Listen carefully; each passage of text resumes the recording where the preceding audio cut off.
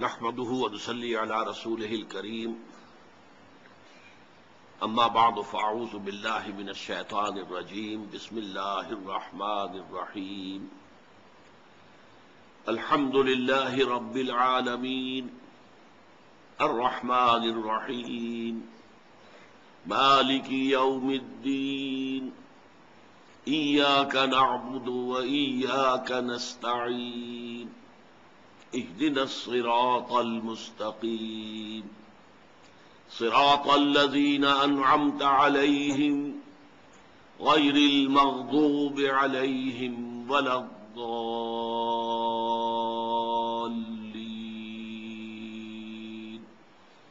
آمين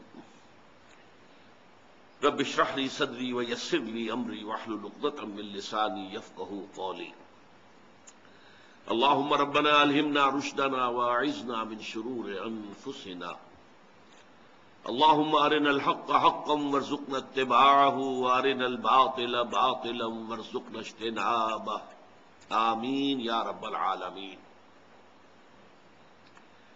سورہ فاتحہ پر گفتگو کے ضمن میں آج یہ ہماری 5ویں نشست ہے۔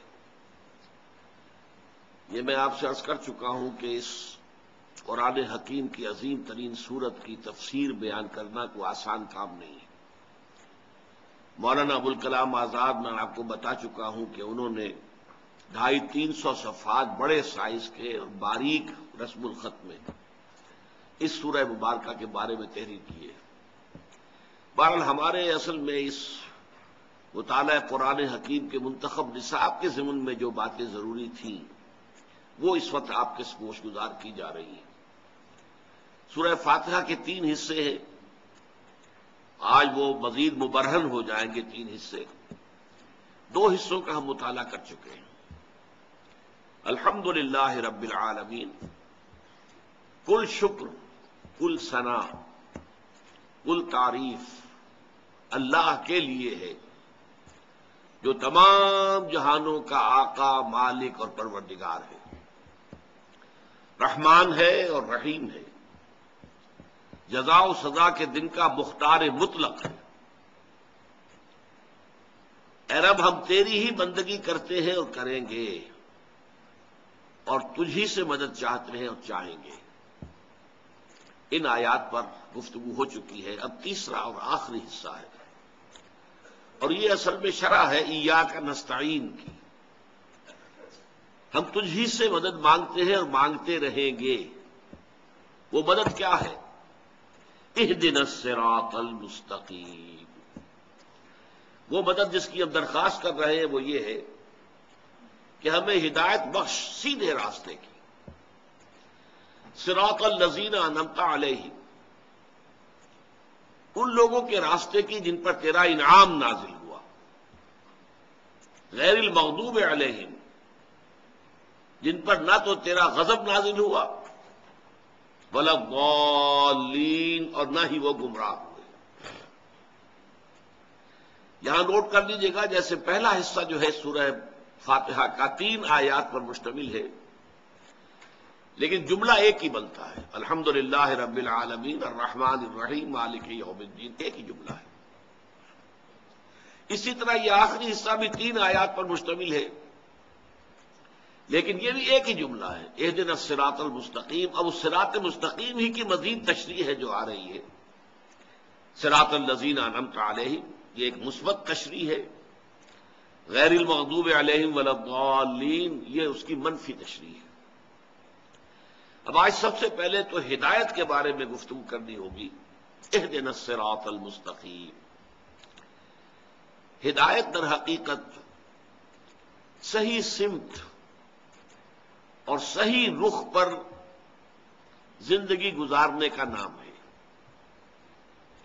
ظاہر بات ہے کہ سمت کا تعین ہوتا ہے نظری بنیاد پر، فکری بنیاد پر، عقلی بنیاد پر، غور و فکر کی بنیاد پر، جانا کدھر ہے۔ اہدنا الصراط، اور اس ہدایت کے بے شمار مراتب اور مراحل ہیں۔ یہ کوئی ایسی بسیط شے نہیں ہے بس دے دی تو ایک دفعہ دے دی، ساری کی ساری دے دی۔ یہ درجہ بدرجہ حاصل ہوتی ہے، لہجہ بلہجہ ملتی ہے۔ لمحہ بلمحہ ملتی ہے، ہر قدم کے بعد اگلے قدم پر ہدایت کی ضرورت ہے، اس کے بعد اس سے اگلے قدم پر پھر ہدایت کی ضرورت ہے۔ قرآن مجید میں سورہ محمد صلی اللہ علیہ وسلم میں فرمایا والذین اہتدوا زادہم ھدی وآتاہم تقواہم، جو لوگ ہدایت پر آ گئے اللہ نے ان کی ہدایت میں اضافہ کر دیا۔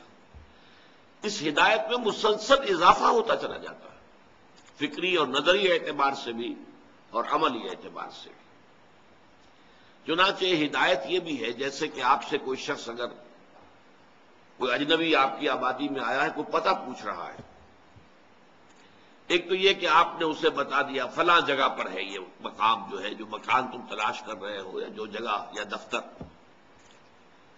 اور آپ نے خوب اس کا نقشہ بھی کھینچ دیا، بتا دیا ادھر سے ادھر، ادھر سے ادھر جانا ہے، پھر فلاں گلی میں مڑنا ہے، فلاں سڑک پر جانا ہے۔ یہ بھی ہدایت کا ایک مرحلہ ہے، اس کو بھی ہدایت کہیں گے، یہ بھی ایک رہنمائی ہے۔ ایک رہنمائی یہ ہے کہ آپ اس کے ساتھ چل پڑے اور اسے منزل تک پہنچا دیا، یہ ہے تکمیل ہدایت۔ اسی لیے جب اہل جنت جنت میں داخل ہوں گے تو ان کے زبانوں پر جو ترانہ جاری ہوگا الحمدللہ الذی ہدانا لہذا وما کنا لنہتدی لولا ان ہدانا اللہ، کل شکر کل ثنا اس اللہ کے لیے ہے جس نے ہمیں یہاں تک پہنچا دیا، اس جنت تک پہنچا دیا۔ ہدایت کا وہ تکمیلی مرحلہ ہدانا لہذا، یہاں تک ہمیں پہنچا دیا۔ وما کنا لنہتدی لولا ان ہدانا اللہ، اور ہم ہرگز نہ ہوتے ہدایت پانے والے اگر اللہ ہی نے ہمیں ہدایت نہ دی ہوتی۔ اب میں ذرا چاہتا ہوں کہ چونکہ ہم یہ بحثیں کچھ کر چکے ہیں اس سے پہلے، پھر ذہن میں تازہ کر دیجئے۔ ہدایت کے ویسے تو کوانٹیٹیٹیولی تو درجات بے شمار ہوں گے، ہر لحظہ ہے مومن کی نئی شان نئی آن۔ وہ تو انسان جو ہے جیسے اللہ تعالیٰ کی شان ہے کل یوم ھو فی شأن، اسی طریقے سے اس کا ایک عکس پرتو جو ہے بندہ مومن کی زندگی پر بھی ہے، ہر لحظہ ہے مومن کی نئی شان نئی آن۔ لیکن یہ کہ دو ہم اس کو درجوں میں یا قسموں میں تقسیم کر سکتے ہیں ہدایت کو۔ ایک ہے ہدایت نظری فکری علمی، اس کے بارے میں ہم یہ دیکھ چکے ہیں کہ یہ فطرت انسانی میں ودیعت شدہ ہے۔ اللہ کا علم، اللہ کی محبت، دونوں چیزیں روح انسانی میں موجود ہیں، اور جو روح کے تقاضے انہی کو ہم فطرت سے تعبیر کرتے ہیں۔ فطرت اللہ التی فطر الناس علیہا، یہ فطرت اللہ ہے جس پر کہ اللہ نے انسانوں کو پیدا کیا ہے، تو موجود تو ہے جیسا کہ ہم دیکھ چکے۔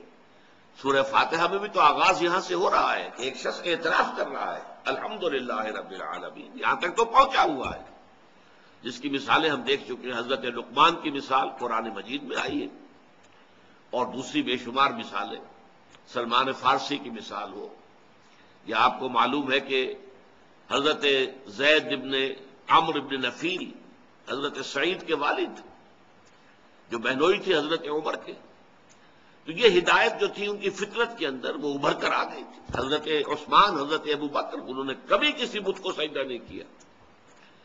میں خاص طور پر نام نہیں لے رہا حضور کا صلی اللہ علیہ وسلم، کہ حضور کا معاملہ تو یہ ہے کہ وہ اللہ تعالیٰ کی خصوصی پروٹیکشن میں تھے، لیکن آپ کے اخلاق عالیہ پہلے سے موجود تھے، اور آپ نے توحید کامل آپ کے اندر موجود تھی، آپ نے کبھی بھی کسی بت کو سجدہ نہیں کیا۔ تو فطرت سلیمہ اور عقل سلیم، یہ دو الفاظ ہم نے بار بار استعمال کیے ہیں، ان سے انسان علمی نظری فکری ہدایت تک تو خود بھی پہنچ سکتا ہے، لیکن اس میں وحی کے ذریعے سے جو مزید ہدایت ملتی ہے، ایک تو یہ کہ اس کے اندر یقین کی گہرائی اور مزید ہو جاتی ہے، پختہ ہو جاتی ہے۔ یعنی یہ کہ انسان سوچتا ہے ہاں ایسا ہوگا، ہونا چاہیے، یہ بات تو یوں ہی ٹھیک بیٹھتی ہے، لیکن ایک ہے، ہوگا سے ہے تک ز عشق تاب صبوری ہزار فرسنگست، 1000 میل کا فاصلہ ہے۔ میں نے سادہ سی مثال پہلے بھی دی تھی کہ آپ سے بے شمار لوگ کہتے ہیں کہ چینی میٹھی ہوتی ہے، میٹھی ہوتی ہے، میٹھی ہوتی ہے، میٹھی ہوتی ہے. آپ نے نہیں چکھی آج تک. آپ کہیں گے بھائی میٹھی ہوگی، آخر اتنے لوگ مجھے کاہے کو دھوکہ دینا چاہیں گے، کیوں جھوٹ بولیں گے؟ گمان غالب ہے جب اتنے لوگ کہہ رہے ہیں کہ میٹھی ہوگی، میٹھی ہے تو میٹھی ہوگی. لیکن جب آپ چکھ لیتے ہیں تو آپ کہتے ہیں ہے میٹھی ہے. اس ہوگی سے ہے تک زمین و آسمان کا فرق واقع ہوتا ہے. تو وہ ایمان جو ہے کے درجے میں قائم ہوتا ہے، وہ وہی ہے آسمانی کے ذریعے سے. نمبر 2، اس میں تفاصیل جو ہیں، تفاصیل کا رنگ تو وہی کے ذریعے سے آیا. اللہ تعالیٰ کے اسماء، اللہ کی صفات، پھر ملائکہ کا وجود. ظاہر بات ہے کہ وہ ہمارے عقل کے ذریعے سے اس کی دریافت نہیں ہو سکتی تھی. پھر جو عالم آخرہ کے حقائق ہیں، جنت اور دوزخ ہیں، یہ ساری چیزیں جو ہے یہ تو در حقیقت وہی نبوت کے ذریعے سے انسان کو معلوم ہوتی ہے. اور اس میں جو عام لوگ ہیں دوسرے، جن کی فطرت سلیمہ اتنی بیدار اور سلیم نہیں ہوتی، اور جن کی عقل سلیم جو ہے وہ اتنی چاق و چوبند نہیں ہوتی، ان کے دلوں پر سے زنگ اتارنے کا کام وہی کرتی ہے. جیسا کہ ایک حدیث میں آیا ہے کہ ان هذه القلوب لتصدع، حضور نے فرمایا صلی اللہ علیہ وسلم، یہ جو دل ہیں انسانوں کے، ان کے اوپر زنگ لگ جایا کرتا ہے. تو پوچھا صحابہ نے فما جلاؤها یا رسول اللہ، اے اللہ کے رسول آپ نے فرمایا کہ دلوں پہ زنگ لگ جاتا ہے. ہماری تلواروں پر زنگ لگتا ہے، ہم سیکل کرتے ہیں، پالش کرتے ہیں، زنگ اتر جاتا ہے، پھر چمکدار تیغ براق بن جاتی ہے. تو دلوں کا جو ہے اس کے زنگ کو دور کرنے کی کیا شکل ہے؟ فرمایا کثرت و تلاوت القرآن و کثرت و ذکر الموت، کثرت سے قرآن کا پڑھنا اور کثرت سے موت کو یاد کرنا، اس سے دلوں کا زنگ اترتا ہے. تو جن لوگوں کا وہ عقل سلیم اور فطرت سلیمہ کا معاملہ جن کا ٹھیک ہے، ان کے تو گویا کہ فطری طور پر ان کے اپنے اندر سے یہ ہدایت ابھر کر آ گئی ہے. وہ خود اپنی زبان سے کہہ رہے الحمدللہ رب العالمین الرحمن الرحیم مالک یوم الدین ایاک نعبد و ایاک نستعین اہدنا الصراط المستقیم. ایسے لوگوں کے لیے جو ہدایت درکار ہے وہ ہدایت عملی ہے. ہدایت عملی کے بھی دو پہلو ہیں، دو درجے ہیں. جہاں تک تو انسان کی انفرادی زندگی کا تعلق ہے، اس کے ضمن میں بھی اللہ تعالیٰ نے ہمیں بتایا کہ نفس انسانی میں نیکی اور بدی کی پہچان ودیت کر دی گئی ہے. وَنَفْسٍ وَمَا سَوَّاهَا، یہ نفس انسانی شاہد ہے، اور جو اسے تیار کیا ہے، برابر کیا ہے، اسے بنایا ہے، نکھارا ہے، سنوارا ہے. فَأَلْهَمَهَا فُجُورَهَا وَتَقْوَاهَا، اور پھر اس میں فجور اور تقوی کا علم الہامی طور پر ودیت کر دیا. اسی لیے حضور بسا اوقات صحابہ سے جب کوئی پوچھتے تھے فرماتے تھے استفتِ قلبک، بھائی جاؤ اپنے دل سے پوچھ لو. بلکہ یہاں تک بھی ایک حدیث میں آتا ہے استفتِ قلبک وَلَوْ أَفْتَاكَ الْمُفْتِي، اپنے دلوں سے پوچھا کرو چاہے مفتی نے کوئی فتویٰ دے بھی دیا ہو. ایک مفتی تمہارے اندر بیٹھا ہوا ہے، تمہارا دل، تمہارا ضمیر، تمہاری روح، صحیح ترین جو ہے وہ ہے در حقیقت بیرو میٹر، وہ بتائے گا ہوا کا دباؤ کیا ہے، یہ شے منکر ہے یا یہ کہ معروف ہے. تو اس اعتبار سے لیکن اس میں بھی انفرادی طور پر، انفرادی عملی ہدایت میں بھی ایک اور مرحلہ آ جاتا ہے. بسا اوقات نیکی کا جذبہ بھی، جیسا کہ ہم آیت البر کے ضمن میں پڑھ چکے ہیں، نیکی کا جذبہ بھی ایک جذبہ ہے، اور جذبہ جب منہ زور ہو جائے تو وہ اپنی حد سے تجاوز کر جاتا ہے. نیکی کا جذبہ ہے جس نے تجاوز کیا حد اعتدال سے اور رہبانیت ایجاد کر لی، شادی نہیں کریں گے، گھر گرستی سے کوئی تعلق نہیں، دنیا سے تعلق منقطع، جائیں گے غاروں میں رہیں گے، تپسیاں کریں گے. تو یہ فطرت کا راستہ نہیں ہے. لا رہبانیت فی الاسلام، اللہ تعالیٰ نے جو اسلام کی ہدایت دی ہے نوع انسانی کو، اس میں رہبانیت کی کوئی گنجائش نہیں. لہذا ضرورت ہے اس میں بھی کہ ایک معتدل ماڈل سامنے رہے، اور وہ رسول کے ذریعے سے ملتا ہے. رسول کی زندگی، لقد کان لکم فی رسول اللہ اسوۃ حسنہ، بہترین مثال، بہترین ماڈل تمہارے لیے اللہ کے رسول کی شخصیت میں. تو ہدایت جو ہے جہاں تک فکری، نظری، علمی ہے، وہ انسانی فطرت میں ودیعت شدہ ہے. البتہ اس میں یقین کی گہرائی وہ وحی نبوت کے ذریعے سے پیدا ہوتی ہے، اور جزیات کی تفصیل وہ وحی نبوت کے ذریعے حاصل ہوتی ہے۔ عملی اعتبار سے انفرادی سطح پر انسان کا اپنا نفس جو ہے وہ صحیح گواہی دیتا ہے، یہ نفس لوامہ جس کی قسم کھائی گئی ہے، لا اقسم بیوم القیامہ ولا اقسم بالنفس اللوامہ۔ انسان کو غلط کام کرتا ہے تو اندر ہی سے اسے کوئی چیز کاٹتی ہے، کیا کیا تم نے، تمہیں نہیں کرنا چاہیے تھا، یہ غلط کام کیا تم نے۔ یہ ہے تمہارے اندر کی وہ حقیقت کہ جس کا اللہ تعالیٰ نے جس کی قسم کھائی ہے، نفس لوامہ۔ گویا کہ یہ چیز جو ہے انسان کے اندر موجود ہے، جو اسے صحیح رخ کی طرف رہنمائی کرتی ہے، استفت قلبک ولا افتاک المفتی۔ لیکن بسا اوقات یہ نیکی کا جذبہ مفرط ہو جاتا ہے، افراط بہت زیادہ بڑھ گیا، تو اس کے نتیجے میں کیا ہوتا ہے، ایک وقت میں جوش آیا، ساری اپنی دولت اللہ کے راہ میں لٹا دی، اس کے بعد کم ہوتے ہیں وہ لوگ جو اس کے بعد کھڑے رہ جائیں اس مقام پر، بعد میں پچھتانا ہوتا ہے کہ یہ کیا کر بیٹھا میں، میری اپنی آل اولاد بھی تھی، ان کا بھی حق تھا۔ اسی لیے حضور کا معاملہ آپ کو معلوم ہے کہ حضور کے پاس ایک صحابی آئے، میں اپنی ساری دولت اللہ کے راہ میں دینا چاہتا ہوں۔ فرمایا نہیں، تم اپنی اولاد کو فقیر بنا کر چھوڑ کے جانا چاہتے ہو، ان کا حق ہے۔ پھر عرض کیا اچھا آدھا، نہیں آدھا نہیں، آدھا بھی بہت زیادہ ہے۔ پھر عرض کیا تہائی، ہاں تہائی ٹھیک ہے، تہائی قبول کر لیا۔ اور یہ تہائی ہی ہے جس میں کہ انسان کو وصیت کا حق دیا گیا ہے، باقی دو تہائی گویا کہ وارثوں کا حصہ ہے، وارثوں کا حق ہے، اس میں تمہیں کوئی تصرف نہیں کرنا چاہیے۔ البتہ اگر ایمرجنسی کا معاملہ ہے، کوئی خاص جو ہے نازک مرحلہ آ گیا، جیسے غزوہ تبوک کا موقع تھا، اس موقع پر، اور پھر یہ کہ غیر معمولی شخصیت حضرت ابو بکر صدیق، وہ اپنا سارا اثاثہ لیا، حضور نے قبول کر لیا۔ لیکن وہ ایکسیپشنل سچویشن اور exceptional personality, exceptions prove the role, وہ ایکسیپشن ہے، قاعدہ یہی ہے کہ نہیں، ایک متوازن طریقہ ہونا چاہیے۔ ان لنفسک علیک حقا وان لزوجک علیک حقا وان لزورک علیک حقا، تم پر تمہارے نفس کا بھی حق ہے، تم پر تمہاری بیوی کا بھی حق ہے، تم پر تمہارے جو ملاقاتی ہیں، وزٹرز ہیں، ان کا بھی حق ہے۔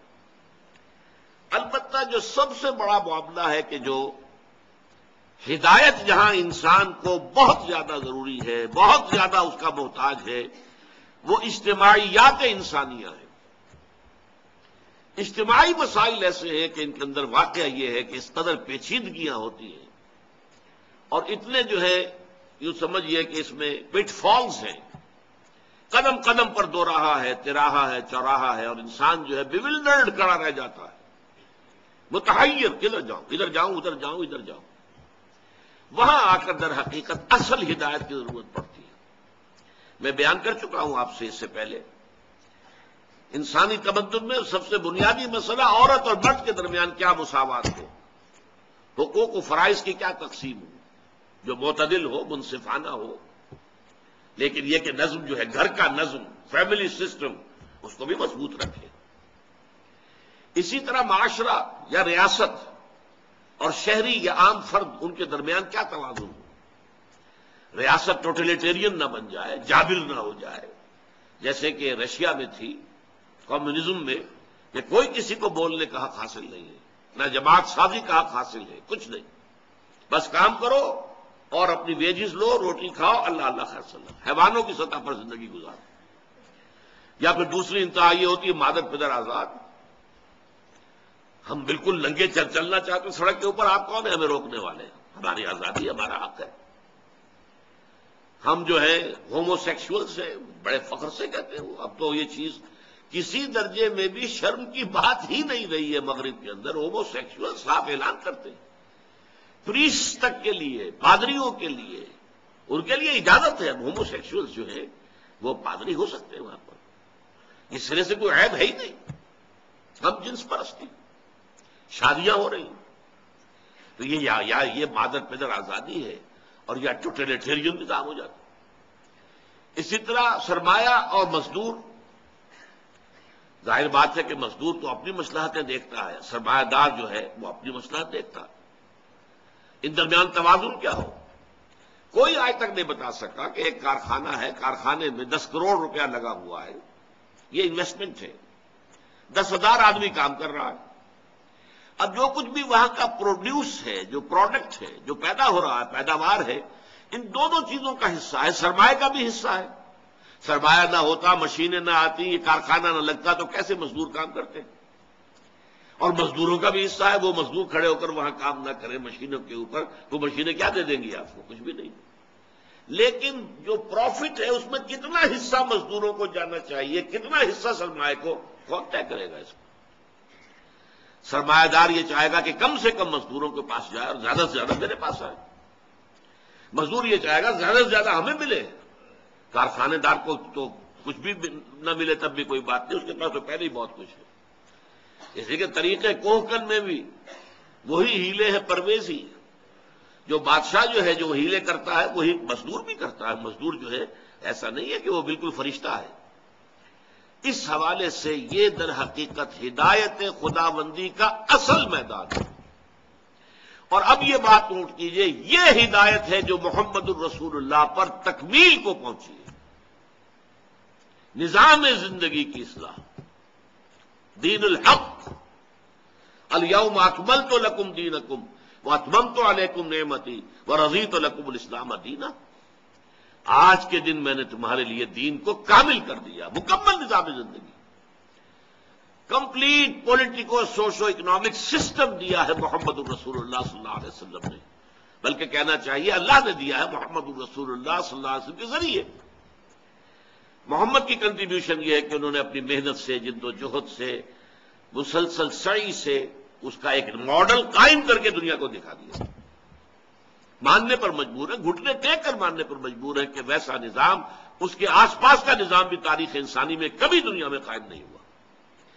کسی سے پوچھ لیجئے، ایم این رائے سے پوچھ لیجئے، ایچ جی ویلس سے پوچھ لیجئے، ڈاکٹر مائیکل ہارٹ سے پوچھ لیجئے، جس سے چاہے پوچھ لیجئے۔ یہ ہے اصل میں کہ جو ہدایت کی تکمیل ہوئی ہے محمد الرسول اللہ صلی اللہ علیہ وسلم۔ دوسری بات یہ نوٹ کیجئے کہ یہاں صراط کا لفظ آیا، اہدنا الصراط المستقیم۔ صراط راستے کو کہتے چلنا، اسی لیے میں نے آپ سے عرض کیا کہ در حقیقت یہاں جو ہدایت جو مانگی جا رہی ہے، جو طلب کی جا رہی ہے، جس کی دعا کی جا رہی ہے، جس کی استدعا کی جا رہی ہے، وہ ہدایت عملی ہے۔ چلتے ہوئے انسان کو آگے دو راہ آ گیا، اب کدھر جاؤں کدھر نہ جاؤں، کون بتائے؟ ذرا سا ٹیڑھ ہو گیا تو اب آپ کو معلوم ہے کہ ذرا سا آپ نے اینگل جو ہے غلط جو لے لیا، اب جتنا آگے بڑھیں گے وہ صراط مستقیم سے دور تک ہوتے چلے جائیں گے، جتنا آگے بڑھیں گے۔ اینگل زاویہ جہاں شروع ہوتا ہے تو وہاں تو گویا کہ ملے ہوئے دونوں نقطے، لیکن پھر جیسے جیسے آگے جائیں گے آپ کو پھیلتا جائے گا فاصلہ۔ یک لہذا غافل گشتبو صد سالہ راہم دور شد، پھر فاصلہ جو ہے بڑھتا چلا جائے۔ اہدنا الصراط المستقیم، قرآن مجید میں صراط کی 45 مرتبہ یہ لفظ آیا ہے، جس میں سے 32 مرتبہ اس کی صفت آئی ہے المستقیم، سیدھا سیدھا راستہ۔ لیکن اور بھی اس ذریعے صراطا سویہ، درمیانی راستہ، جیسے خط استوا ہے ہمارا جو گلوب کو بالکل برابر برابر دو حصوں میں تقسیم کر دیتا ہے، ایسے ہی صراطا سویہ، ایک بالکل درمیان کے درجے کا راستہ۔ یہ دونوں ایکسٹریمز ہیں، افراط اور تفریط، ادھر جائیں گے تو بھی غلط ہے، ادھر جائیں گے تو بھی غلط، سیدھا راستہ تیر کی طرح۔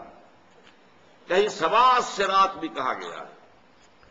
پھر ایک اور لفظ قرآن مجید میں آتا ہے سبیل، قصد السبیل، وعلی اللہ قصد السبیل ومنہا جائر، سیدھا درمیانی راستہ تو اللہ تک پہنچا دیتا ہے، باقی ادھر ادھر پگڈنڈیاں بھی ہیں۔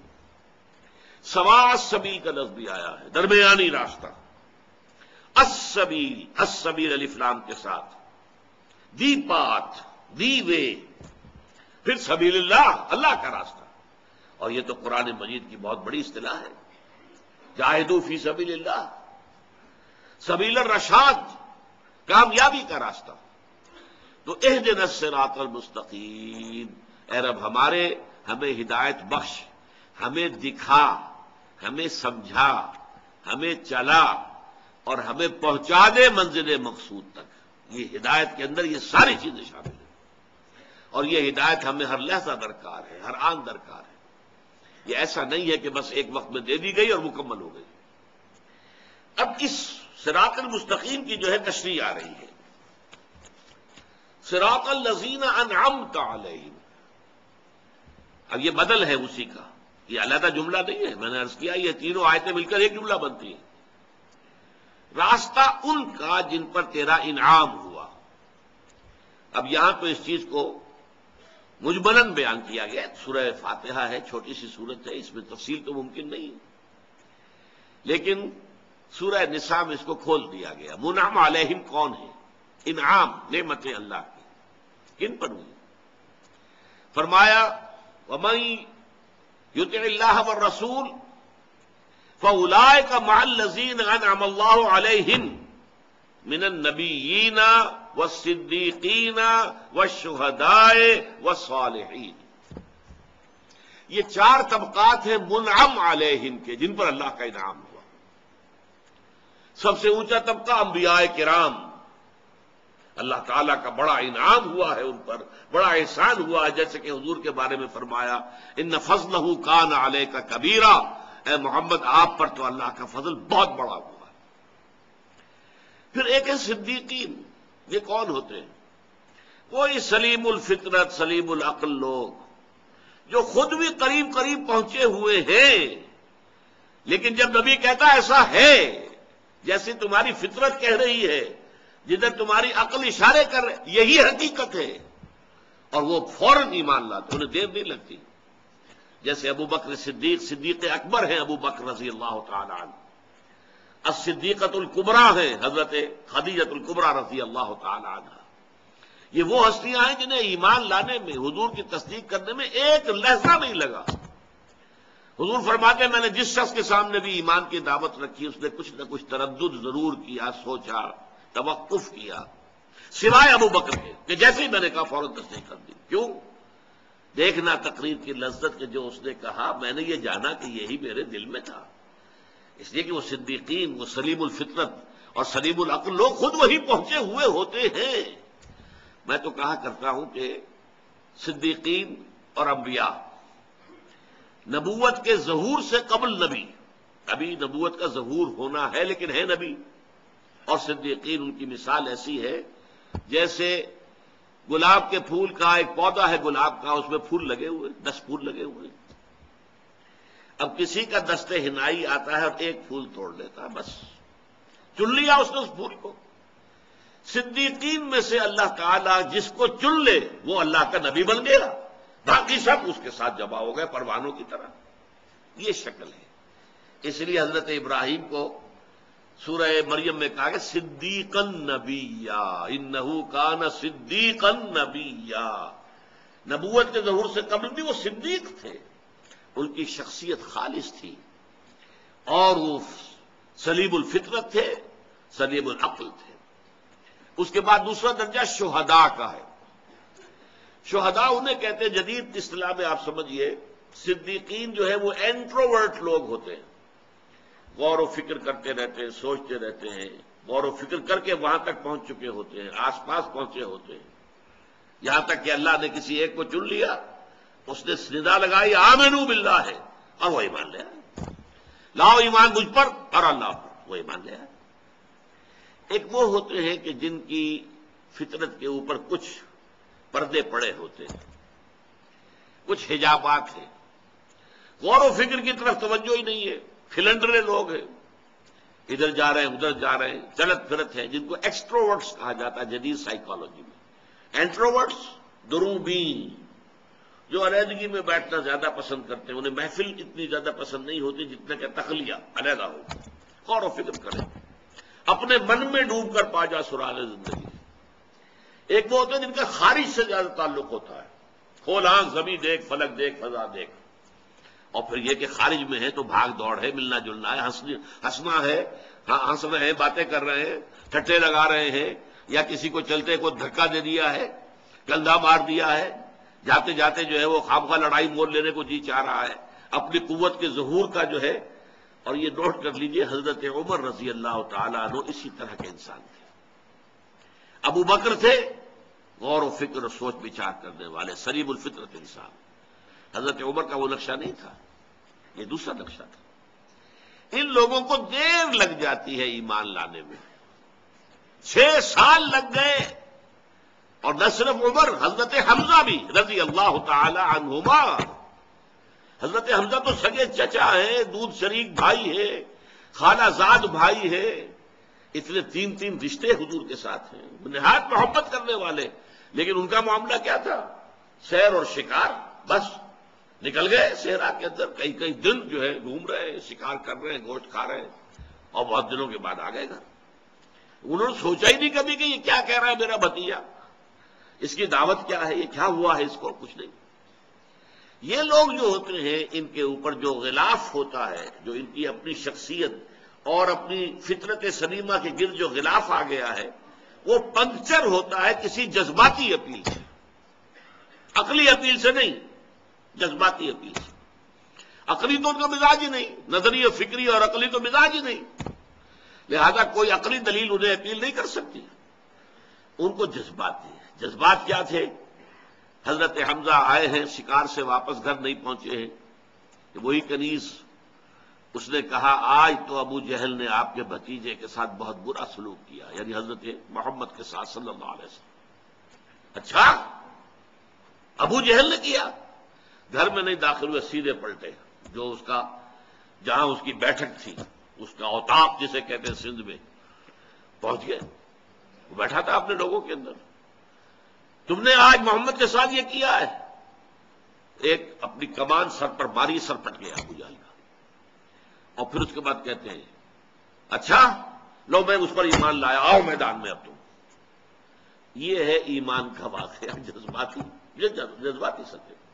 ورنہ 6 سال تک سوچا ہی نہیں یہ محمد کیا رہا ہے صلی اللہ علیہ وسلم، میرا بھتیجا، میرا دودھ شریک بھائی، میرا بچپن کا کھیلا ساتھی، ہم جوڑی، یہ کیا کہہ رہا ہے، پرواہ نہیں.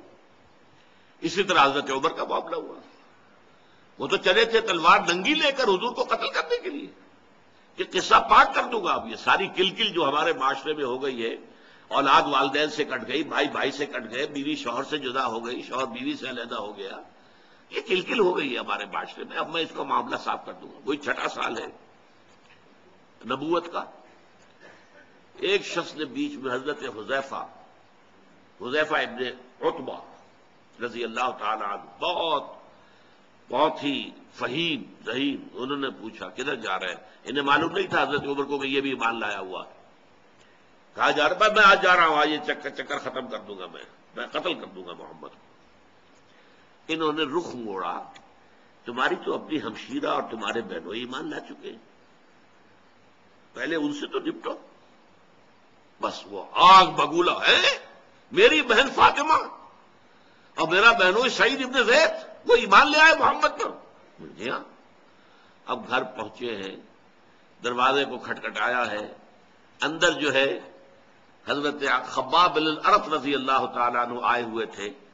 نئی آیات جو نازل ہوئی تھی سورہ طٰہٰ کی، وہ میاں بیوی کو پڑھا رہے تھے. حضرت فاطمہ، حضرت سعید دونوں بیٹھے ہوئے یاد کر رہے آئے تھے. وہ کھٹکھٹایا، کون؟ عمر. کانپ گئے لوگ. تو انہیں تو چھپایا کہیں حضرت خباب کو، ورنہ تو پتہ نہیں، ان کو تو قتل کر دیتے، فوراً گردن اڑا دیتے. اب آئے گھر میں اور آ کر انہوں نے پہلے تو بہنوئی کو مارنا شروع کیا. تو بھی مان لے آیا. بہن درمیان میں آئی تو اسے لہو لہان کر دیا مار مار کر. اب بہن کے زبان سے کلمہ نکلا، عمر چاہے تم ہمیں ہلاک کر دو، اب ہم اس دین کو چھوڑنے والے نہیں ہیں. بس اس پر جو ہے کایا پلٹ ہو گئی ہے. یہ کیا شے ہے، کیا چیز ہے جس نے صنف نازک کے اندر اتنی عظیمت، اتنی ہمت، اتنا استقلال، جان دینے کو تیار ہے؟ وہ شے ہے کیا جس نے ان کو یہ کہاں سے کہاں پہنچا دیا؟ اسی لیے اقبال نے کہا ہے مسلمان عورت سے خطاب کر کے، تمہیں دانی کے سودے قراتے تو دگردوں کرد تقدیر عمر را. وہ بھی ایک خاتون ہی تھی نا، فاطمہ بنت خطاب. ان کا وہ جو بھی جذبہ ایمانی سامنے آیا ہے حضرت عمر کے، اس نے ان کی قسمت بدل دی. اچھا مجھے بتاؤ کیا پڑھ رہے تھے تم؟ بہن نے کہا نہیں، تم نجس ہو، مشرک ہو، تم ان کو ہاتھ نہیں لگا سکتے اور آنکھ کو. غسل کرو، غسل کیا، ایمان لے آئے۔ اب حضور کی خدمت میں حاضر ہوئے ہیں تو جیسے کہ اس معاشرے میں رواج تھا کہ غلام جو تھے وہ اپنی تلوار جو ہے وہ اپنے گردن میں لٹکایا کرتے تھے، تو گردن میں لٹکا کر تلوار لے کے آئے ہیں، غلام کی حیثیت سے آئے، یہ کہلاتے ہیں شہداء۔ لیکن یہ وہ لوگ ہوتے ہیں کہ ایکٹیو بہت ہوتے ہیں، کیونکہ پہلے ہی سے ایکسٹروورٹس ہیں، بھاگ دوڑ، یہ وہ لڑنا بھڑنا، یہ تو ان کی عادت ثانیہ تھی، کشتیاں کرنا، مقابلے کرنا۔ لہذا جب یہ شہداء آتے ہیں تو عملی اعتبار سے دین کی دعوت جو ہے وہ تیزی سے آگے بڑھتی ہے۔ حضرت عمر، حضرت حمزہ کے ایمان لانے پر جو حیثیت مسلمانوں کی مکے میں ہو گئی تھی وہ پہلے نہیں تھی۔ پھر چوتھے درجے میں صالحین، نیک مسلمان، یہ بیس لائن ہے، یہاں سے کوئی ترقی کرے تو مرتبہ شہادت پر فائز ہو جائے، یا یہ کہ وہ اپنی مزاج کی مناسبت سے اگر انٹروورٹ ہے تو وہ صدیقیت کے مقام پر چلا جائے۔ نبوت کا مقام بند ہے، یہ تو اب انسان کے لیے یہ مقام پہلے بھی وہابی تھا، اکتسابی نہیں تھا، اپنی محنت سے، مشقت سے، ریاضت سے، تپسیا سے، عبادت سے نبوت حاصل نہیں کی جا سکتی تھی۔ ولایت کا مقام حاصل ہو سکتا ہے، عبدیت کاملہ کا مقام حاصل ہو سکتا ہے، لیکن نبوت نہیں، پہلے بھی وہابی تھی اور اب وہ بند ہے۔ لیکن بقیہ جو ہے یہ دو درمیانی مراحل، عام جو بھی صالحین مومنین ہیں، نیک سرشت لوگ، وہ محنت کریں اٹھ سکتے ہیں، یہ مقامات بلند کھلے ہیں۔ تو یہ ہے آیت صراط الذین انعمت علیہم، راستہ ان کا جن پر تیرا انعام ہوا، اور میں نے اس کی وضاحت کر دی، یہ کون ہے؟ من النبیین والصدیقین والشہداء والصالحین وحسن اولئک رفیقا، جسے بھی آخرت میں میدان حشر میں ان کی معیت حاصل ہو گئی، ان کے ساتھ اٹھنا نصیب ہو گیا، ظاہر بات ہے کہ اس سے بڑا خوش قسمت اور کون ہوگا۔ آخری آیت ہے غیر المغضوب علیہم ولا الضالین، اس میں غیر جو ہے زیر ہے پر غیر المغضوب، اس لیے یہ الذین کا بدل ہے، صراط الذین انعمت علیہم، راستہ ان کا جن پر کہ تیرا انعام ہوا۔ وہ الذین کی مزید وضاحت ہے اسی کے بدل کے طور پر، جن پر نہ تو تیرا غضب نازل ہوا اور نہ وہ گمراہ ہوئے۔ اب یہ جو ہے آیت اگرچہ اس کے ترجمے میں کافی یہ جو ترکیب نحوی ہے اس کی خاصی مشکل ہے۔ پھر یہ کہ ایک قرات جو ہے وہ غیر المغضوب علیہم بھی ہے، جس سے نتیجہ نکلتا ہے کہ صراط سے بدل ہے، یہ نہ راستہ ان لوگوں کا نہیں کہ جن پر تیرا غضب نازل ہوا اور نہ وہ گمراہ ہوئے، ان لوگوں کا اور یا گمراہ ہوئے ان کا راستہ نہیں۔ لیکن تقریباً اجماع ہے، شاہ عبد القادر رحمت اللہ علیہ کا ترجمہ بھی اسی بنیاد پر ہے جو میں عرض کر رہا ہوں کہ یہ غیر جو ہے یہ بدل ہے الذین کا، راستہ ان کا جن پر تیرا انعام نازل ہوا، جو نہ مغضوب علیہم ہوئے اور نہ ضالین ہوئے، جن پر نہ تیرا غضب نازل ہوا نہ ہی وہ گمراہ ہوئے۔ بہرحال روایت حفص جو ہے اس میں یہی ہے غیر المغضوب، شاذ روایت جو ہے غیر المغضوب کی بھی ہے لیکن اس کو کوئی قبولیت عام حاصل نہیں ہے۔ اب یہاں نوٹ کیجئے اس سے مراد کیا ہے۔ مغضوب علیہم وہ ہیں جنہیں ہدایت ملی ہو اور پھر وہ اپنی شرارت نفس کی وجہ سے اس ہدایت کو اپنے سے جدا کر دے، ہدایت سے محروم ہو جائیں، ہدایت کا راستہ ترک کر دیں اپنی شرارت نفس کی وجہ سے، ان پر اللہ کا غضب نازل ہوتا ہے، اللہ کا غصہ، اللہ کا غضب۔ اور ضالین وہ ہیں جو یا تو ابھی ہدایت کے طالب ہیں، متلاشی ہیں، ہدایت ملی نہیں ہے ابھی، اور یا یہ ہے کہ وہ کسی شرارت نفس کی وجہ سے نہیں، کسی مغالطے کی وجہ سے یا کسی اچھے جذبے میں افراط پیدا ہونے کی وجہ سے گمراہ ہو گئے۔ ان دونوں کو فرق کو سمجھ لیجئے۔ ایک وہ ہے جنہیں ہدایت ملی، اب اس کی سب سے بڑی مثال یہی وجہ ہے کہ ہمارے ہاں تمام تفاسیر میں آپ کو ملے گا کہ مغضوب علیہم سے مراد یہود، ضالین سے مراد نصارہ، عیسائی۔ مغضوب علیہم یہود، جن کے پاس کتاب تھی، تورات تھی، ہدایت ملی، اللہ تعالیٰ نے انہیں چنا، بہت اونچا مقام دیا. یا بنی اسرائیل اذکروا نعمتی التی انعمت علیکم وانی فضلتکم علی العالمین. سورہ بقرہ میں 2 مرتبہ یہ آیت آئی ہے. 6 رکوع کی پہلی آیت بھی یہی ہے اور 15ویں رکوع کی پہلی آیت بھی بعین ہی یہی. لیکن انہوں نے اپنی شرارت نفس کی وجہ سے، اپنے دل کی گمراہی کی وجہ سے، اپنی خواہشات و شہوات کی پیروی کرنے کی وجہ سے کتاب کو اپنی پیٹھوں کے پیچھے پھینکنے کے باعث نبذ فریق من الذین اوتوا الکتاب کتاب اللہ وراء ظہورہم، اپنی پیٹھوں کے پیچھے پھینک دی اللہ کی کتاب.